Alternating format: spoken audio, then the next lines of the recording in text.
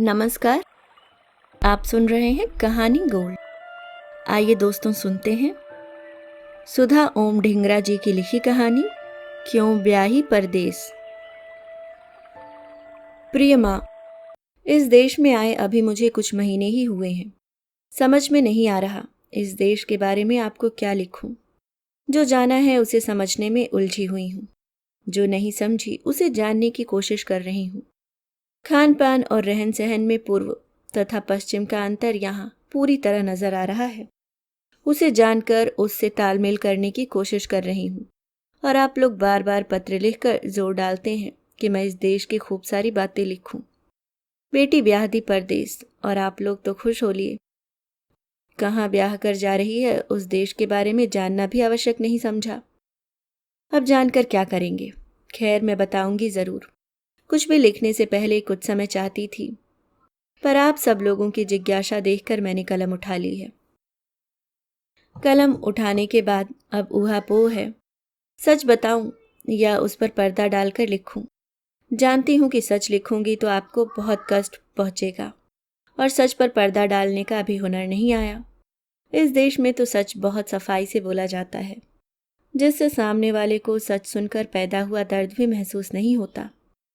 तर्क वितर्क कर इस निर्णय पर पहुंची हूं कि अपनी सच्ची भावनाओं को व्यक्त करूंगी, जिससे आप सब मेरे यहाँ के जीवन को जान सकें और मैं क्या महसूस करती हूँ उन भावनाओं की गहराई तक पहुँच सके।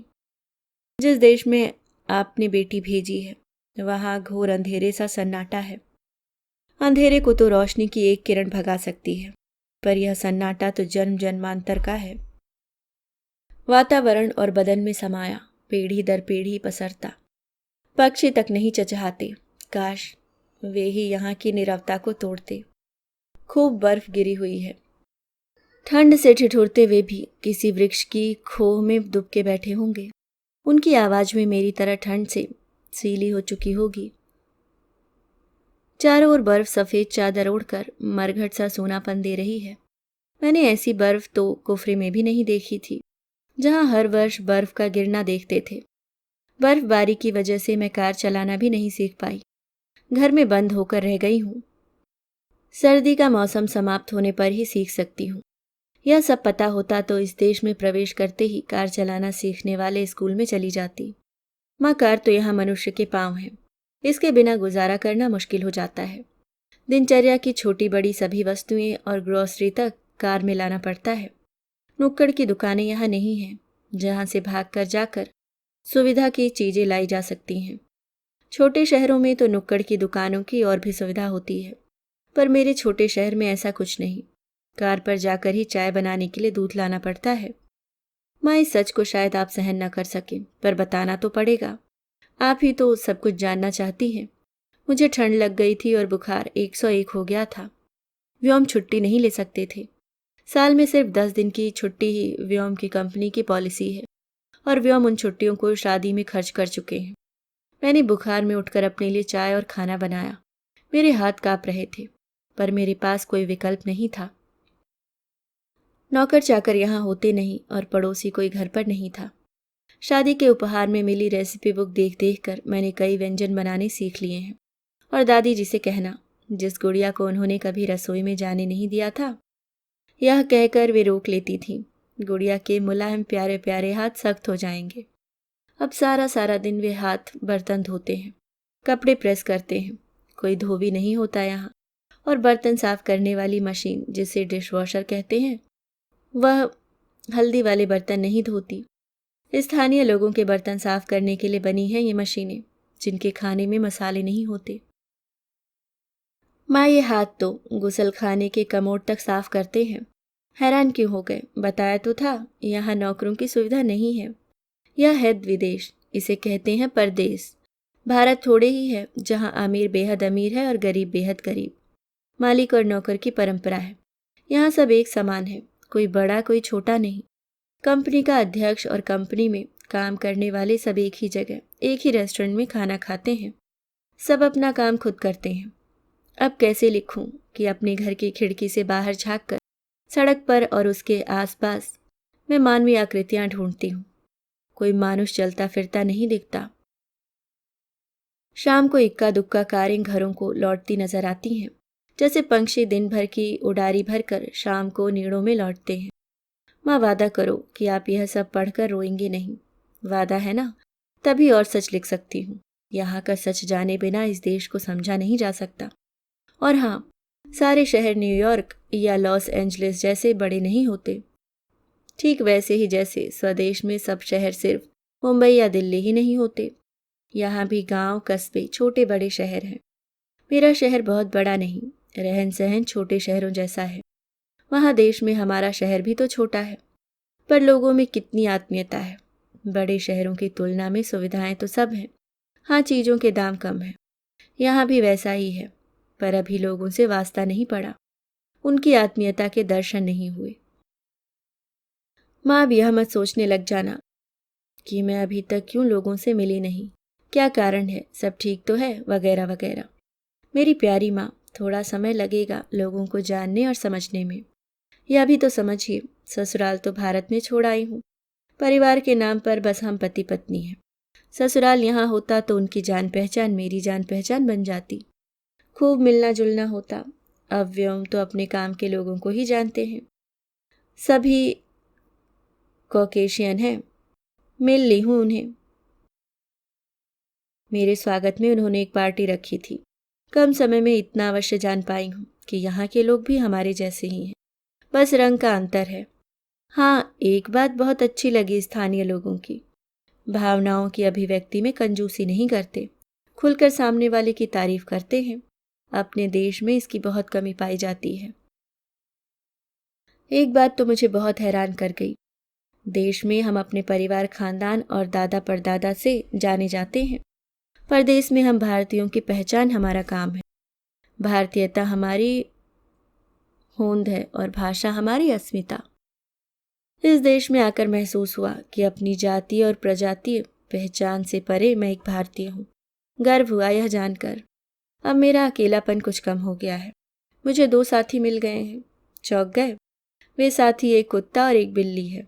दोनों सामने के अपार्टमेंट में रहते हैं। ज्यों ही मैं खिड़की के पास आती हूँ, वे भी अपनी अपनी खिड़की के पास चले आते हैं और हम तीनों पहले शीशे की दीवारों से एक दूसरे का अभिवादन करते हैं, फिर बाहर देखते हैं। हम तीनों की आंखें गोल गोल घूमती हैं, जैसे कोई खोजी कुछ ढूंढ रहा है। वे दोनों मेरे साथ ही मुंडी घुमा घुमा कर बाहर की ओर देखते हैं। सिवाय वीरान सड़क के और हमें कुछ नहीं दिखता। संयुक्त परिवार की रौनक, घर के बाहर की चहल पहल, बाजारों की धक्का मुक्की और सड़कों की चिल्लपों बहुत याद आती है। यहाँ तो कोई हॉर्न भी नहीं बजाता। हाँ, कभी कभी कानों में लाउड स्पीकर से गुरुद्वारा, मंदिर और मस्जिद की पवित्र आवाजें सुनाई देती हैं। आँख खुलती है तो वह स्वप्न होता है। हकीकत का सामना तो ध्वनिया रहित वातावरण से होता है। वहाँ अपने देश में प्रकृति का राग सुनाई देता था, भंवरे गूंजते थे और तितलियां रास रच जाती थीं। यहाँ मैं कुछ भी नहीं सुन पाई हूँ। खैर, तन्हाई को भगाने के तरीके मैंने ढूंढ लिए हैं। माँ हमेशा कहा करती थी, गुड़िया, खुशी तुम्हारे भीतर है, वहां से तलाशो, बाहर कहीं से नहीं मिलने वाली। निकाल ली अपने भीतर की खुशी बाहर। रसोई का काम करते, बर्तन साफ करते, कपड़े धोते, अपने आप से बातें करती रहती हूँ। चुप रहना मेरे वश में नहीं। दरवाजे पर खटखटाहट हुई, पर दरवाजा नहीं खोलूंगी। जानती हूँ जेन है, उसकी कार आती देख ली है मैंने। सांस रोके बैठी रहूंगी। 1-2 बार दरवाजा खटखटाएगी, फिर चली जाएगी। लो, वह चली गई। यह सुनकर बेचैन क्यों हो गई? धैर्य माँ, अभी बताती हूँ सारी कहानी। आपकी बेटी को इस देश में क्या क्या और कैसे कैसे अनुभव हुए हैं, आप सुनोगी तो दांतों तले उंगली दबा लेंगी। जैन हमारे अपार्टमेंट के ऊपर वाले हिस्से में रहती है और हमारे दरवाजे के ठीक सामने से सीढ़ियां चढ़ती है। उदासी दूर करने के लिए कई बार मैं अपार्टमेंट के मुख्य दरवाजे के बाहर खड़ी हो जाती थी। आते जाते कई बार उससे हेलो हाय हुई थी। उस दिन मैं बाहर खड़ी थी और वह ज्यों ही सीढ़ियां चढ़ने लगी, मुझे देखकर रुक गई और मुझे लगा कि वह मुझसे बातें करना चाहती है। मैंने उसे घर के अंदर बुला लिया। सोचा कोई तो मिला बात करने के लिए। गोरे रंग पर उसकी बड़ी बड़ी नीली आंखें अजीब सी लग रही थीं। ऐसी गहरी आंखें मैंने पहली बार देखी थी। वह जब ड्राइंग रूम में आई तो मैंने उसे चाय पीने के लिए कहा, क्योंकि मैं अपने लिए चाय बनाने वाली थी। उसने हाँ कह दी और मैंने चाय चूल्हे पर रख दी। उसे खुशबू बहुत अच्छी लगी। उसने भी चाय पी। चाय बनाने और पीने के दौरान उसने बताया कि हाई स्कूल करने के बाद उसने एक कंपनी में सेक्रेटरी की नौकरी ले ली थी। उसके 4 और भाई बहन हैं। माँ बाप बस 2 वक्त की रोटी ही जुटा पाते हैं, तथा उसने छोटी आयु में ही अपना खर्चा खुद संभाल लिया। अब नौकरी के साथ साथ वह स्थानीय विश्वविद्यालय में अपनी पढ़ाई भी पूरी कर रही है। चाय पीने के बाद वह चली गई और जाते जाते वह मुझे कह गई, if you want to get high come upstairs. मैं तो कुछ समझी नहीं, सोचा व्योम के साथ ही उसके घर जाऊंगी। शाम ढले व्योम घर आए तो उन्हें सारा किस्सा बताया। उन्होंने एकदम से मुझे सावधान कर दिया कि जेन को दरवाज़ा मत खोलना। जेन ड्रग लेती है, तुम्हें भी इसलिए बुलाया था उसने। उस दिन मैं बहुत डर गई थी। व्योम ने बड़े प्यार से संभाला था और मुझे एक नंबर दिया कि अगर जेन बार बार दरवाज़ा खटखटाए तो वहाँ कॉल कर देना, क्योंकि कई बार नशा करने के बाद नशेड़ी ऐसा करते हैं। सिक्योरिटी उसे वहाँ से हटा देगी। अगर वहाँ कोई फ़ोन न उठाए तो 911 पर पुलिस को कॉल करना। यह सुनकर मेरा डर भाग गया था। जब व्योम को मैंने उसके बारे में बताया और कहा कितनी स्वाभिमानी और मेहनती है, तो वे हंस पड़े। जेन ने झूठ बोला है, वह कहीं सेक्रेटरी नहीं, एक ग्रोसरी स्टोर के काउंटर पर काम करती है। ड्रग लेने वालों की बातों पर विश्वास नहीं करते, अक्सर वे झूठ बोलते हैं। माँ वह जैसे अपने परिवार की कहानी बता रही थी, मैंने उसे सच मान लिया था। इस अनुभव से मैं उदास हो गई थी। किस पर विश्वास करूं और किस पर न करूं, बातचीत करने के लिए भी तो कोई नहीं। उसी रात व्योम मुझे घर से बाहर ले गए। हमने जेन फोंडा और हेनरी फोंडा की पिक्चर द पॉन्ड देखी और बाहर हासियांडा मैक्सिकन रेस्टोरेंट में खाना भी खाया था। माँ, मैक्सिकन रेस्टोरेंट में जो खाना खाया वह बिल्कुल हमारे खाने जैसा है, सिर्फ बनाने का तरीका अलग है। उनके राजमा पिसे हुए होते हैं और मकई की रोटी बहुत पतली होती है। पुदीना और हरी मिर्च की चटनी के साथ मकई के पापड़ होते हैं। है ना अजीब बात? धरती के 2 अलग अलग कोनों में बसे देशों का खाना एक सा है, और माँ मैक्सिकन लोगों की शक्लें भी भारतीयों से मिलती जुलती हैं। यह संयोग तो नहीं, ऐसे कैसे हो सकता है? इसी जिज्ञासा ने शोध करवाया। पता है आपकी बेटी क्या खोज लाई? मैक्सिको रावण के ससुर मैदावण का देश हुआ करता था। मंदोदरी मैक्सिको की थी। वहां पर रावण, मैदावण और मंदोदरी के अवशेष सुरक्षित हैं। शायद यही कारण है कि भोजन और नए नक्श आपस में मिलते हैं। अक्सर सोचती हूँ लड़कियां विवाह के बाद नए माहौल में मेरी तरह ही जूझती होंगी। शायद नहीं, मेरी तरह नहीं। उनके संघर्ष और मेरे स्ट्रगल में बहुत भिन्नता है। उनका टकराव अपने देश में अपने लोगों में होता है। सिर्फ बाबुल का घर छोड़कर वे ससुराल के घर में गई होती हैं। मेरे लिए तो विशेष अंतर और होड़ 2 देशों के परिवेश का है, 2 संस्कृतियों के मूल्यों में सामंजस्य का। अजनबी देश और अजनबी लोगों में स्वयं की पहचान और अस्तित्व को बचाए रखने का प्रयत्न है। यहाँ हर मोर्चे पर तैनात नितांत अकेली खड़ी हूँ मैं, और वहाँ ससुराल और मायके के परिवार के सदस्य और रिश्तेदार लड़की के साथ पग पग पर होते हैं।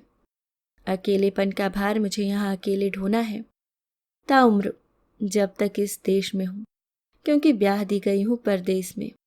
माँ, पत्र लंबा हो गया और व्योम के आने का समय भी हो गया है। बाकी अगले पत्र में। आपकी गुड़िया। अभी आप सुन रहे थे सुधा ओम ढींगरा जी की लिखी कहानी क्यों ब्याही परदेस।